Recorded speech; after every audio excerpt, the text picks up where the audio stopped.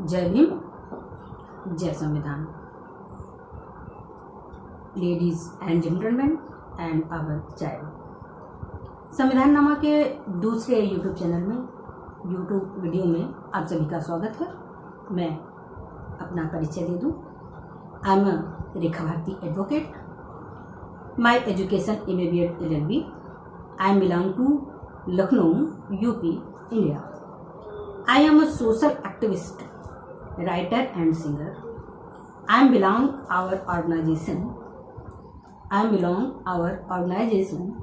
भारतीय बहुजन समाज संघ समतामूलक समाज। Our organization founder Mr. CL Goenka, advocate, Aligarh. Social activist my husband Mr. Summer Bahadur, MCM, Indian Railway। Our aim, ladies and gentlemen, our aim, Bahujan Samaj the great man, Bahujan Samaj the great man, struggle and social justice, struggle and social justice in we the people of India, in the we the people of India. महानुभाव, मैं आज संविधान के अनुच्छेद 1 पर चर्चा करने के लिए मैंने पिछली वीडियो में आपसे कहा था। अनुच्छेद 1 क्या कहता है? अनुच्छेद 1 संघ का नाम और राज्य क्षेत्र के बारे में बताता है। इंडिया जो राज्यों का संघ होगा, हमारा इंडिया राज्यों का संघ होगा। नंबर 2, राज्य और उसके राज्य क्षेत्र में वे जो पहली अनुसूची में शामिल हैं। और नंबर 3, भारत के राज्य क्षेत्र क, राज्यों के राज्य क्षेत्र ख, पहली अनुसूची में शामिल संघ राज्य क्षेत्र ग, अन्य राज्य क्षेत्र जो भारत अर्जित कर सके उसको शामिल करें। ये सभी जो है भारत के राज्य क्षेत्र, भारत के संघ होंगे। संविधान सभा ने स्पष्ट किया, संविधान सभा ने स्पष्ट किया उसी समय भारत एक संघ होगा, भारत एक संघ होगा। इस बात पर बल देने का कारण यह है कि इस तथ्य पर प्रकाश लाना था कि संघटक इकाइयों के बीच सौदेबाजी या समझौते का परिणाम नहीं है।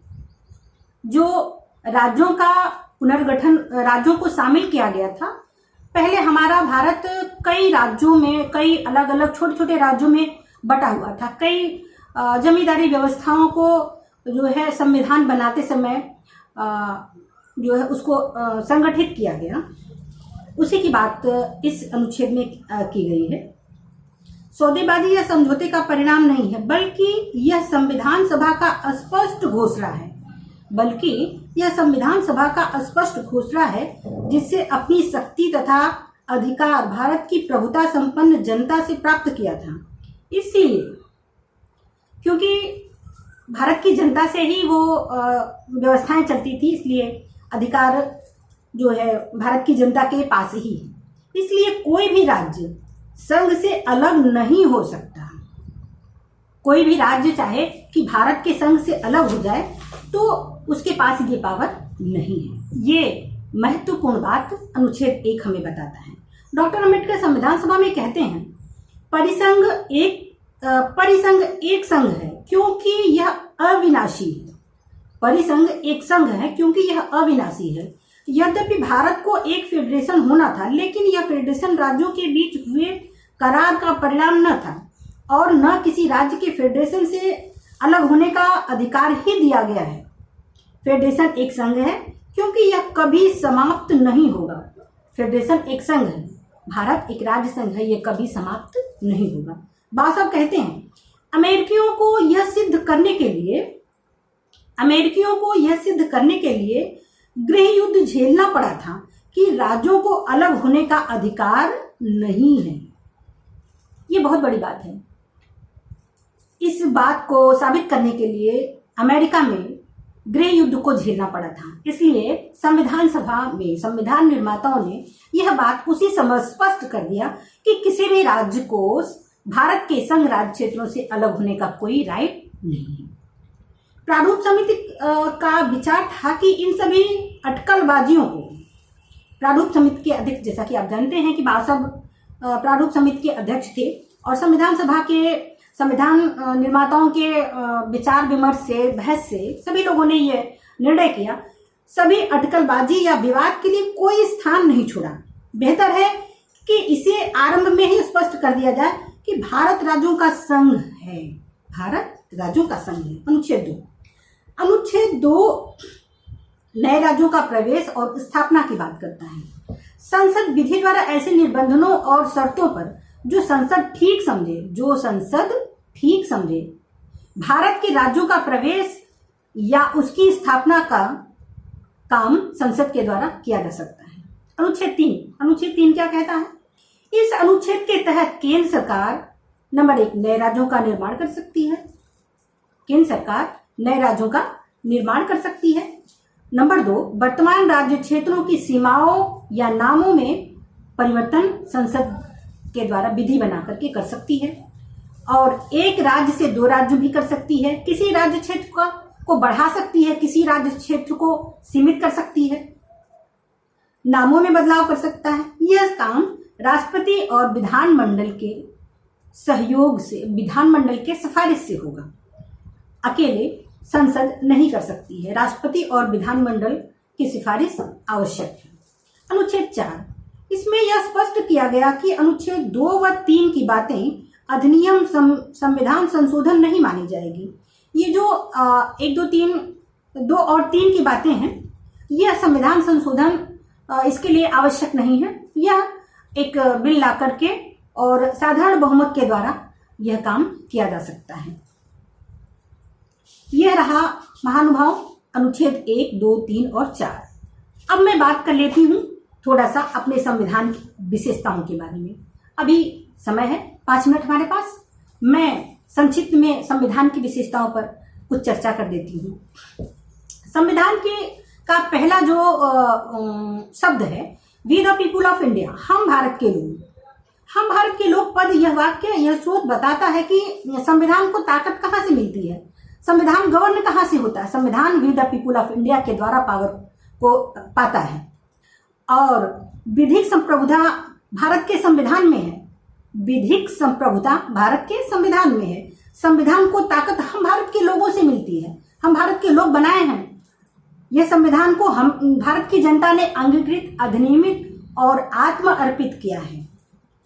नंबर 2 जो गुण है हमारे संविधान का, संपूर्ण प्रभुत्व संपन्न। संपूर्ण प्रभुत्व संपन्न। भारत किसी भी विदेशी राज्य के सत्ता के अधीन नहीं है। भारत किसी भी विदेशी राज्य की सत्ता के अधीन नहीं है। नंबर 2 समाजवाद। समाजवाद आर्थिक न्याय की बात, आर्थिक समानता की बात करता है। हमारा समाजवाद लोकतांत्रिक समाजवाद है, जहां सभी व्यक्तियों को अधिकार है उत्पादन का, स्वामित्व का और हिस्सेदारी का। नंबर 3 पंथ निरपेक्ष। एक महत्वपूर्ण, एक बहुत महत्वपूर्ण बात है कि हमारा भारत जो है पंथ निरपेक्ष है। ये किसी भी धर्म को प्रोटेक्ट नहीं करेगा, किसी भी धर्म को विरोध नहीं करेगा। यह सभी धर्मों के साथ, चाहे वो हिंदू, मुस्लिम, सिख, ईसाई, बौद्ध, जैन, क्रिश्चियन, जो भी धर्म है हमारे भारत में, वो उन सभी को प्रोटेक्शन हमारी भारत की सरकार प्रोवाइड करेगी। ये हमारा संविधान हमें पावर देता है, और हमारा संविधान हम सभी धार्मिक संप्रदायों को एक गुलदस्ते की तरह सजो कर रखने की बात हमारा पंथ निरपेक्ष जो संविधान का गुण है, ये हम सभी को प्रोवाइड करता है। लोकतंत्रात्मक। लोकतंत्रात्मक शब्द एक बात का परिचायक है कि भारत की सरकार की शक्ति का स्रोत भारत की जनता है। डॉक्टर अंबेडकर के कथन राजनीतिक लोकतंत्र, ये बहुत फेमस डॉक्टर अंबेडकर के स्टेटमेंट्स हैं।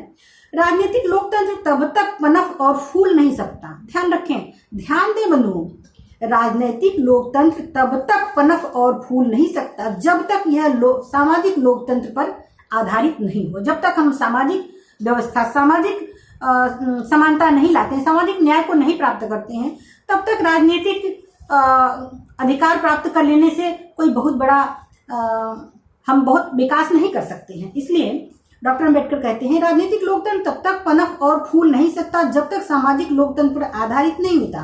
सामाजिक लोकतंत्र का तात्पर्य बाबा साहब ने बताया, जो समता, जो स्वतंत्रता, समता, बंधुत्व की भावना को लेकर के चलता है।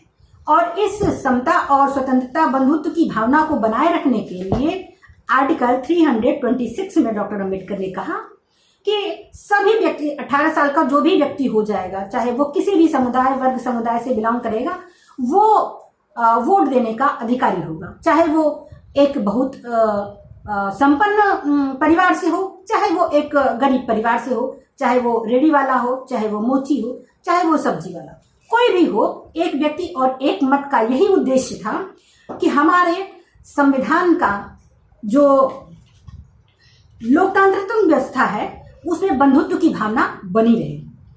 पांचवा जो गुण हमारे संविधान का है, गणराज्य, इसका मतलब है कि हमारे देश के प्रधानमंत्री, मुख्यमंत्री, मंत्री, सभी लोगों को हम हर 5 वर्ष के बाद चुनाव के द्वारा निर्वाचित करते हैं। यहाँ वंशानुगत कोई भी शासन व्यवस्था की व्यवस्था नहीं है।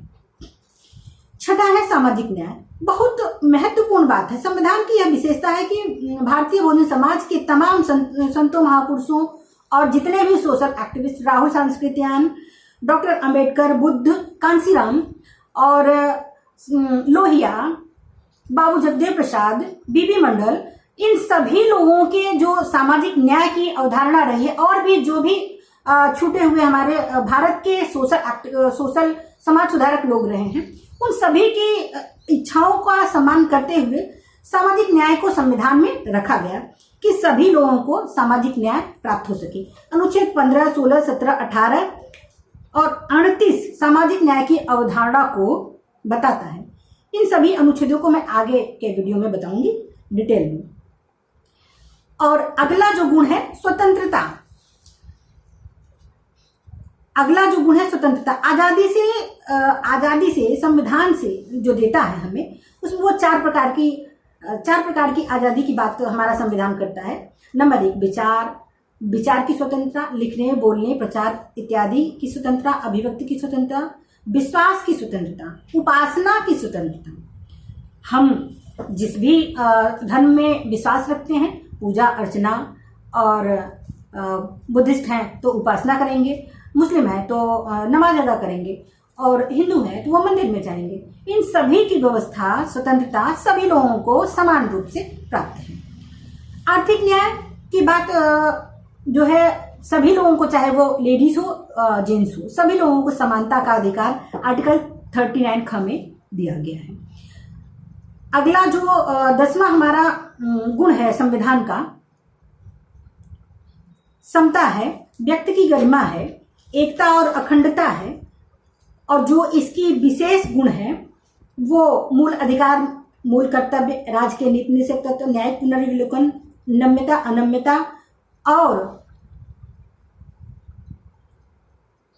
अनम्यता एक बहुत महत्वपूर्ण गुण है जो केंद्र सरकार को प्राप्त है, जो विशेष आपातकालीन व्यवस्था में सभी राइट्स को लेने का अधिकार केंद्र सरकार को है, जिसे अभी वर्तमान समय में कोरोना महामारी की वजह से सारी व्यवस्था केंद्र सरकार के माध्यम से गवर्न हो रही है। केंद्र सरकार के निर्णय से लॉकडाउन हुआ है, तो आपातकालीन में संविधान हमें सभी पूरे देश के हित में ये निर्णय लेने का राइट प्रदान करता है माननीय प्रधानमंत्री को, कि वो देश हित में फैसले ले सके। उनके पास सारी शक्तियां प्राप्त हो जाती हैं संविधान के द्वारा।